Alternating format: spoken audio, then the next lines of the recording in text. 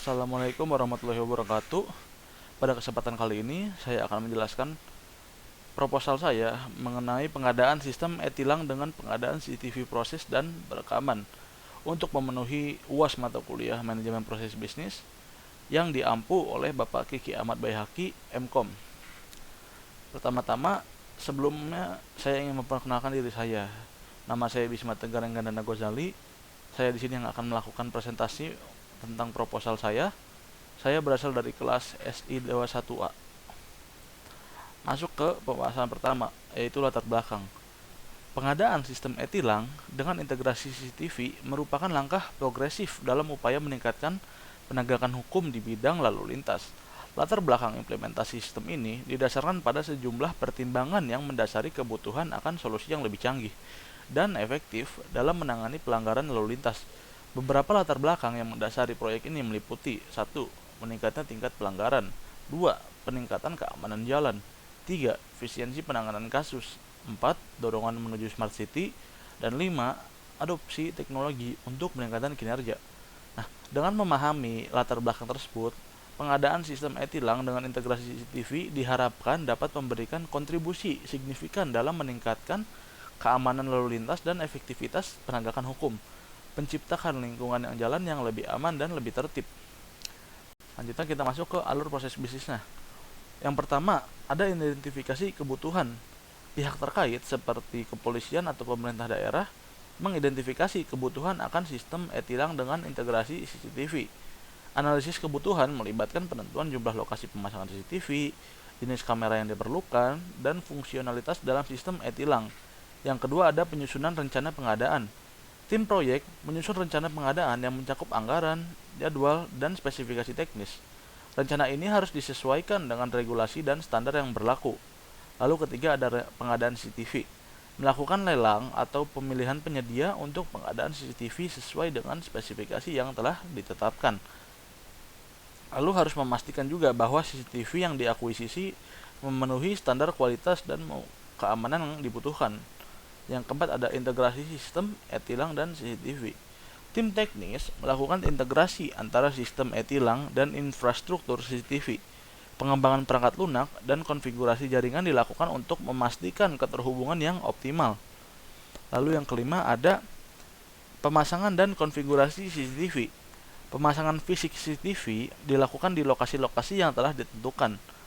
Lalu konfigurasi jaringan dan pengaturan teknis dilakukan untuk memastikan bahwa CCTV berfungsi sesuai harapan. Lalu yang keenam, ada pelatihan pengguna. Pelatihan diberikan kepada petugas yang akan menggunakan sistem e-tilang dan memonitor CCTV.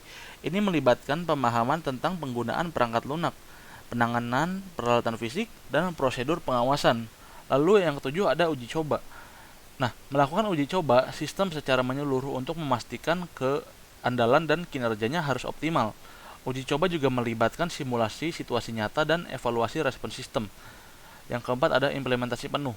Nah, setelah uji cobanya berhasil, sistem e-tilang dan CCTV diimplementasikan secara penuh di seluruh lokasi yang telah ditentukan. Yang kesembilan ada operasional dan pemeliharaan.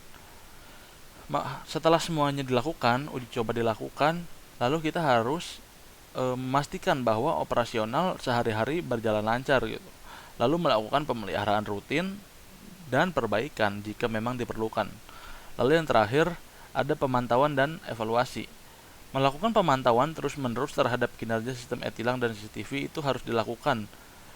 Lalu juga melakukan evaluasi secara berkala untuk menilai efektivitas sistem dalam mengurangi pelanggaran lalu lintas dan meningkatkan keamanan. Lalu selanjutnya, apa sih kesulitannya dan kerugiannya bagi pihak bisnis gitu. Yang pertama, ada kesulitannya, investasi awal tinggi. Implementasi sistem e-tilang dan pengadaan CCTV ini memerlukan pendanaan yang tinggi di awal, mencakup pembelian perangkat keras, perangkat lunak, dan infrastruktur jaringan yang sesuai. Hal ini bisa menjadi beban finansial bagi orang-orang yang ingin membuat sistem ini gitu. Lalu kedua, ada tantangan teknis. Integrasi sistem e-tilang dengan CCTV melibatkan tantangan teknis, terutama dalam mengatasi perbedaan perangkat keras, perangkat lunak, dan protokol komunikasi. Proses integrasi yang kompleks memerlukan keahlian teknis yang mumpuni. Lalu yang terakhir ada pelatihan pengguna. Pelatihan yang memadai untuk petugas atau personel yang akan menggunakan sistem e-tilang dan CCTV merupakan aspek penting. Kesulitan dapat muncul jika pelatihan tidak mencakup pemahaman yang menyeluruh tentang pengoperasian dan penanganan perangkat. Lalu selanjutnya ada kerugian yang pertama, yaitu kontroversi privasi. Penggunaan CCTV dan teknologi e-tilang seringkali menciptakan isu privasi. Tentunya masyarakat dapat merasa tidak nyaman dengan pemantauan yang konstan dan terus-menerus. Dan ini juga dapat menyebabkan kontroversi serta potensi tuntutan hukum. Yang kedua ada potensi kesalahan teknis. Sistem teknologi tidak selalu sempurna tentunya, dan kesalahan teknis dapat terjadi kapanpun. Kesalahan ini dapat menciptakan ketidakadilan jika tidak ditangani dengan cermat dan dapat merugikan reputasi institusi yang bertanggung jawab. Yang terakhir ada resistensi masyarakat. Masyarakat mungkin tidak selalu merespon positif terhadap implementasi teknologi e-tilang, terutama jika mereka merasa bahwa ini hanya dianggap sebagai cara untuk menghasilkan pendapatan tambahan daripada meningkatkan keamanan tersebut. Lalu kita masuk ke topik yang diserap dalam tenaga IT ya. Yang pertama ada pemrograman dan pengembangan perangkat lunak. Di sini untuk bahasa pemrograman yang digunakan ada Java, Python, JavaScript, C++, dan lain-lain. Lalu untuk jaringan dan keamanan itu meliputi administrasi jaringan, keamanan jaringan dan sistem, manajemen identitas, dan akses. Lalu untuk manajemen sistem dan infrastruktur menggunakan administrasi sistem seperti Windows, Linux, dan lain-lain. Lalu membutuhkan cloud computing dan manajemen infrastruktur. Lalu untuk data dan analitika itu meliputi analisis data dan ilmu data, pengelolaan basis data, dan business intelligence.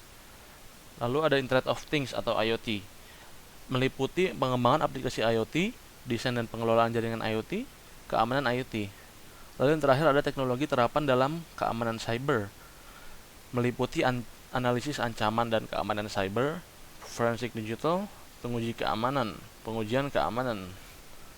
Nah, lalu kita masuk ke kesimpulan. Kesimpulannya, dalam keseluruhan, bidang teknologi informasi atau TI menawarkan beragam topik dan peluang yang dapat diakses oleh para profesional IT. Kesimpulannya, beberapa poin utama melibatkan: 1. Keanekaragaman topik. 2. Pentingnya pembaruan dan pembelajaran terus-menerus. 3. Fleksibilitas karir. 4. Peran dalam transformasi bisnis. 5. Pentingnya keterampilan soft atau soft skill. 6. Pandangan ke depan. Nah, kesimpulannya, para profesional TI harus mengadopsi pendekatan yang proaktif terhadap pembelajaran dan adaptasi terhadap perubahan dalam industri. Fleksibilitas, pengetahuan mendalam, dan keterampilan yang diperbarui secara teratur akan menjadi kunci sukses dalam karir teknologi informasi. Baik, mungkin cukup sekian presentasi proposal dari saya. Kalau misalkan masih ada pertanyaan atau sesuatu yang masih bisa didiskusikan lagi, boleh ditanyakan. Kurang lebihnya mohon maaf.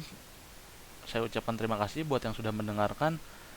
Saya pamit undur diri. Wassalamualaikum warahmatullahi wabarakatuh.